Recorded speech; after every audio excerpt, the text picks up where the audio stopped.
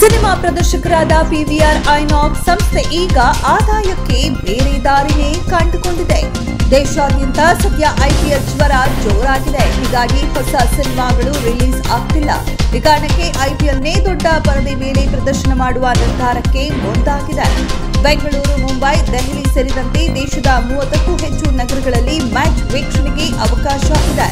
ದೊಡ್ಡ ಪರದೆ ಮೇಲೆ ಕ್ರಿಕೆಟ್ ವೀಕ್ಷಣೆ ಮಾಡಿ ಹೊಸ ಅನುಭವ ಪಡೆಯುವ ಅವಕಾಶವನ್ನ ಕ್ರಿಕೆಟ್ ಪ್ರೇಮಿಗಳಿಗೆ ಪಿವಿಆರ್ ನೀಡಿದೆ. ಈಗಾಗಲೇ ಓಪನಿಂಗ್ ಸೆರೆಮನಿಯ ಮ್ಯಾಚ್ನ ಲೈವ್ ಸ್ಟ್ರೀಮ್ ಮಾಡಿಯಾಗಿದೆ. ಅದೇ ರೀತಿ ವೀಕೆಂಡ್ ಮ್ಯಾಚ್ ಹಾಗೂ ಪ್ಲೇ ಆಫ್ ಫೈನಲ್ನ ಪ್ರದರ್ಶನ ಮಾಡಲು ಪಿವಿಆರ್ ನಿರ್ಧರಿಸಿದೆ. ದೊಡ್ಡ ಪರದೆ ಮೇಲೆ ಕ್ರಿಕೆಟ್ನ ನೀವು ಅನುಭವಿಸುವ ಅವಕಾಶವನ್ನ ಪಿವಿಆರ್ ನೀಡಿದೆ.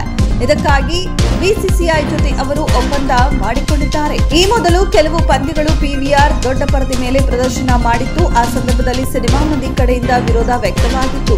ಪಿವಿಆರ್ ರೀತಿಯ ಪರದೆಗಳು ಇರೋದು ಸಿನಿಮಾ ಪ್ರದರ್ಶನಕ್ಕಾಗಿ, ಅಲ್ಲಿ ಕ್ರಿಕೆಟ್ ಸ್ಕ್ರೀನ್ ಮಾಡುವುದು ಎಷ್ಟು ಸರಿ ಎಂಬ ಪ್ರಶ್ನೆಯನ್ನ ವ್ಯಕ್ತಪಡಿಸಲಾಗಿತ್ತು. ಆದರೆ ಇದಕ್ಕೆ ಪಿವಿಆರ್ ಹೆಚ್ಚು ತಲೆ ಕೆಡಿಸಿಕೊಂಡಿರಲಿಲ್ಲ. ಯಾಕಂದ್ರೆ ಕ್ರಿಕೆಟ್ ಪ್ರದರ್ಶನ ಮಾಡಿದಾಗ ಜನರು ಒಳ್ಳೆಯ ರೀತಿ ಪ್ರತಿಕ್ರಿಯಿಸಿದ್ರು. ಹೀಗಾಗಿ ಮುಂದಿನ ದಿನಗಳಲ್ಲಿ ಸಂಜೆ ವೇಳೆಗೆ ಐಪಿಎಲ್ ಪ್ರದರ್ಶನಕ್ಕೆ ಒಂದಷ್ಟು ಸ್ಕ್ರೀನ್ಗಳು ಮುಡಿಪಾಗಿ ಇಡಲು ಪಿವಿಆರ್ ನಿರ್ಧರಿಸಿದೆ.